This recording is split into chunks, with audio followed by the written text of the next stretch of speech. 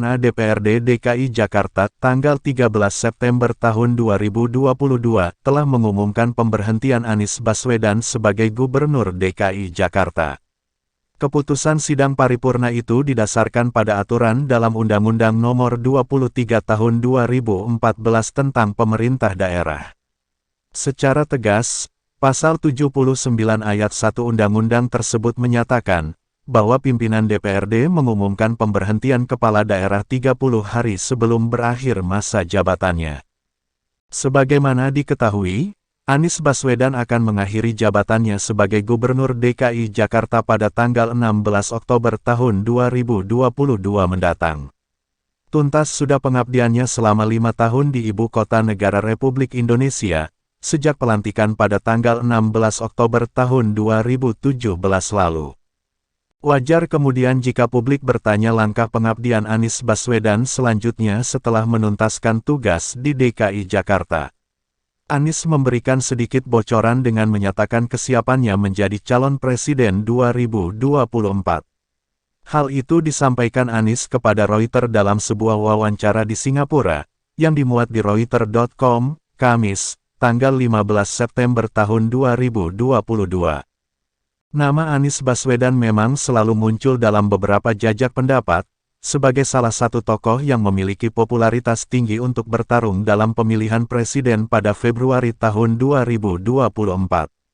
Meskipun demikian, kesiapan menjadi capres itu memerlukan persyaratan dicalonkan oleh parpol, sesuai dengan aturan pemilihan presiden yang berlaku di Indonesia. Selain popularitas dalam jajak pendapat, Anies meminta untuk dinilai berdasarkan hasil kerja selama 5 tahun menjabat Gubernur DKI Jakarta sebagai rekam jejak. Anies juga menyatakan bahwa kebijakannya sebagai gubernur telah mempersatukan rakyat Jakarta.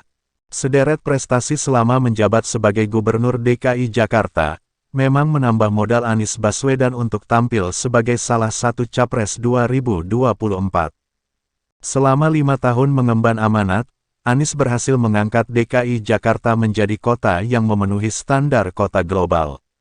Beberapa langkah yang sudah diambil antara lain dengan mengembangkan sistem integrasi transportasi publik, penyediaan trotoar yang nyaman bagi pejalan kaki, membangun jalur khusus buat pesepeda, integrasi sistem layanan publik melalui aplikasi Jaki, dan lain sebagainya.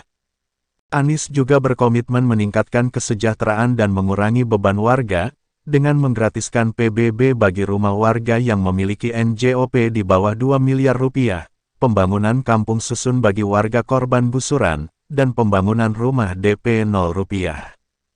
Di bidang olahraga, prestasi Anies bahkan melambungkan DKI Jakarta hingga ke level internasional, setelah sukses menggelar balap mobil listrik atau Formula E pada tanggal 4 Juni tahun 2022 di sirkuit Ancol, dan merampungkan pembangunan stadion bertaraf internasional, Jakarta International Stadium (JIS), yang dibangun 100% oleh anak bangsa. Integrasi gagasan, narasi, dan karya Anies Baswedan juga berhasil menghadirkan wajah baru DKI Jakarta, dengan membangun banyak ruang publik sebagai ruang ketiga, tempat berinteraksi tidak hanya warga DKI Jakarta tetapi juga dari wilayah-wilayah lain. Tebet Eco Park, kawasan Duku Atas, dan banyak ruang terbuka hijau lain dapat dijadikan contohnya. Selain itu, revitalisasi kota tua yang mengangkat konsep low emission zone, menghadirkan wajah kota modern di kawasan paling tua DKI Jakarta itu. Pada kurun yang sama, DKI Jakarta mencatat sejarah, mendapatkan opini wajar tanpa pengecualian (WTP) dari Badan Pemeriksa Keuangan (BPK) untuk kelima kalinya secara beruntun sejak 2017 hingga 2021. Puluhan penghargaan dari kementerian, lembaga dan non-government di dalam dan luar negeri, juga merupakan bukti pengakuan prestasi Anies Baswedan. Akankah sederet prestasi itu bakal mengantarkan Anies Baswedan diusung oleh parpol menjadi Capres 2024?